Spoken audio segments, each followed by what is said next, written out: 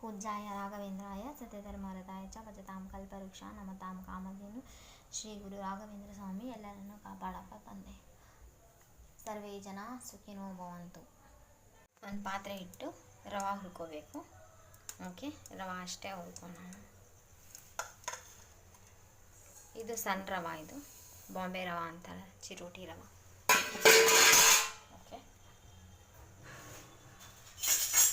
ಸಣ್ಣಗೆ ಹುರ್ಕೊ, low flame ಇಟ್ಟು ಹುರ್ಕೋಬೇಕು.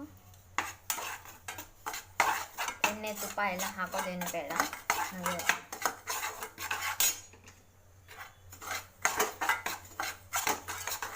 ರವೆ ಲಾಡು ಮಾಡ್ತಾರಲ್ಲ ಅದು ತಗೊಂಡಿದ್ದೀನಿ, ಸಣ್ಣ ರವೆ. ಓಕೆ, ಉಪ್ಪಿಟ್ಟು ಬೇಡ ಅನ್ನೋರೆಲ್ಲ ಉಪ್ಪಿಟ್ಟು ತಿಂತಾರೆ. ಇದ್ರ ಉಪ್ಪಿಟ್ಟು ಆದರೆ ಎಲ್ಲರೂ ತಿಂತಾರೆ.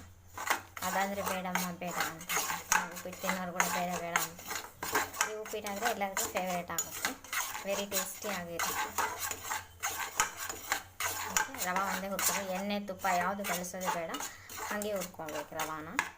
ಓಕೆ, ರವೆ ಹುರ್ಕೊಂಡಿಲ್ಲ ಅಂದರೆ ಮುದ್ದೆ ಮುದ್ದೆ ಆಗಿಬಿಡುತ್ತೆ. ಓಕೆ, ಅಂಟು ಜಿಬ್ಬು ಎಲ್ಲ ಆಗುತ್ತೆ, ಹಾಗಾಗಿ ಹುರ್ಕೋಬೇಕು.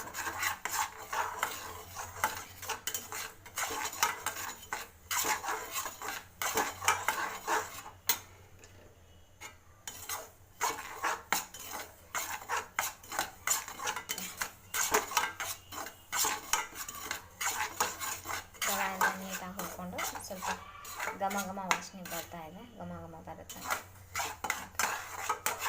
ಹುರ್ಕೊ. ಓಕೆ, ಮೊದಲಿಗೆ ಒಂದು ಪಾತ್ರೆ ಇಟ್ಟು ಸ್ವಲ್ಪ ಎಣ್ಣೆ ಹಾಕ್ಕೋಬೇಕು. ಎಣ್ಣೆ ಹಾಕೋ ನಂತರ ಸ್ವಲ್ಪ ಸಾಸಿವೆ ಹಾಕ್ಕೋಬೇಕು. ಓಕೆ,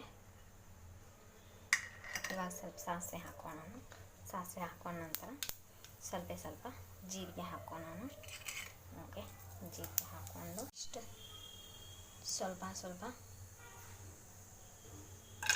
ಶೇಂಗಾ ಆಪ್ಷನಲ್ಲು, ಬೇಕಂದರೆ ಹಾಕೋಬೇಕು, ಇಲ್ಲಾಂದ್ರೆ ಎಲ್ಲ ಕಡಲೆಬೇಳೆ ಉದ್ದಿನಬೇಳೆ ಹಾಕೋಬೇಕು. ಓಕೆ, ಇದನ್ನೆಲ್ಲ ಚೆನ್ನಾಗಿ ಬಾಡಿಸ್ಬೇಕು. ಸ್ವಲ್ಪ ಹೊಂಬಣ್ಣ ಬಂದರೆ ಸಾಕಷ್ಟೆ, ಸ್ವಲ್ಪ ಹೊಂಬಣ್ಣ ಬರಲಿ. ಹೊಂಬಣ್ಣ ಬಂದ ನಂತರ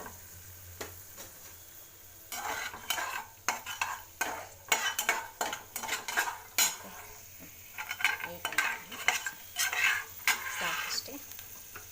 ಇವಾಗ ಸ್ವಲ್ಪ ಈರುಳ್ಳಿ ಹಾಗೂ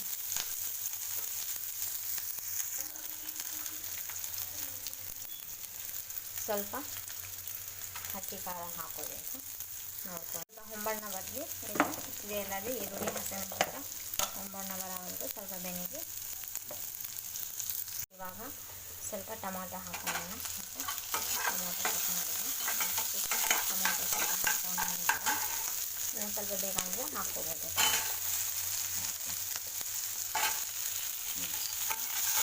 ಟೊಮಾಟೊ ಹಾಕೋ ನಂತರ ಸ್ವಲ್ಪ ರುಚಿಗೆ ತಕ್ಕಷ್ಟು ಅಲ್ಲಿಗೆ ಹಾಕೊಂಡು ಟೇಸ್ಟ್ ಮಾಡ್ಕೊಂಡು, ಅದಾದರೆ ಅಲ್ಲಿಗೆ ಬಂದು ದಪ್ಪ ಉಪ್ಪೆ ರುಚಿ ಬರುತ್ತೆ, ಅಷ್ಟು ರುಚಿ ಬರಲ್ಲ.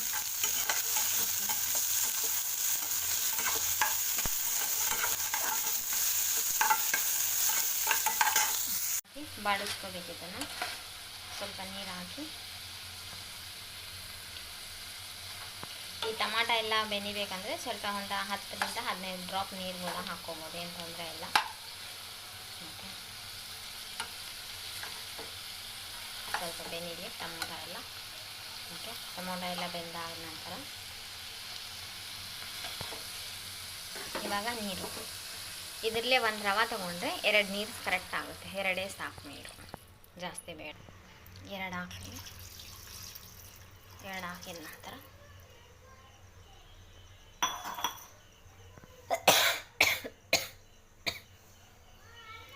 ಸ್ವಲ್ಪ ನೀರು ಕುದೀಲಿ. ಇದು ನೀರು ಕುದಿಯೋವರೆಗೂ ಇದು ಲಿಡ್ ಹಾಕಿ ಕ್ಲೋಸ್ ಮಾಡೋಣ. ಓಕೆ, ಕುದೀತಾ ಇದೆ.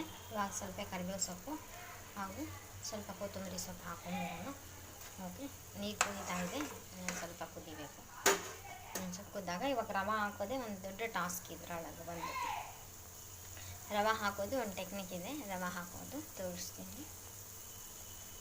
ಈ ನೀರು ಕುದೀತಾ ಇದೆನಾ, ನೀರು ಕುದೀತಾ ಇರಬೇಕಾದ್ರೆ ಒಂದು ಕೈಯಿಂದ ರವೆ ಹಾಕಬೇಕು, ಒಂದು ಕೈಯಿಂದ ತಿರ್ಸ್ತಾ ಇರಬೇಕು, ಇಲ್ಲಾಂದರೆ ಗಂಟಾಗೋ ಚಾನ್ಸಸ್ ಭಾಳ ಇರುತ್ತೆ. ಯಾಕಂದರೆ ಇದು ರವೆ ತುಂಬ ಚಿಕ್ಕ ರವೆ ಆಗಿರೋದ್ರಿಂದ. ಇಷ್ಟೇ. ಓಕೆ, ಒಂದು ಕೈಯಿಂದ ರವೆ ಹಾಕಬೇಕು. ಒಂದು ಕೈಯಿಂದ ರವೆ ಹಾಕ್ತಾ ಇರಬೇಕು, ಇನ್ನೊಂದು ಕೈಯಿಂದ ತಿರ್ಗಿಸ್ತಾ ಇರಬೇಕು. ಎಲ್ಲ ಒಂದೇ ಸಲ ಹಾಕಿದರೆ ಮುದ್ದೆ ಆಗೋ ಚಾನ್ಸಸ್ ಜಾಸ್ತಿ ಇರುತ್ತೆ. ಓಕೆ, ಈ ಥರ ಹಾಕ್ಕೊಂತ ತಿರ್ಗಿಸ್ಕೊತ ಇರಬೇಕು. ಎಲ್ಲದು ಬೇರೆ ರವೆಗೆ ಹಾಕಿದಂಗೆ ಇದಕ್ಕೆ ಹಾಕೋಕ್ಕೆ ಬರೋಲ್ಲ, ಇಷ್ಟಿಷ್ಟೇ ಹಾಕ್ತಾ ಇರಬೇಕು, ಹೀಗೆ ತಿರ್ಗಿಸ್ತಾ ಇರಬೇಕು, ಇಲ್ಲಾಂದರೆ ಗಂಟು ಆಗಿಬಿಡುತ್ತೆ.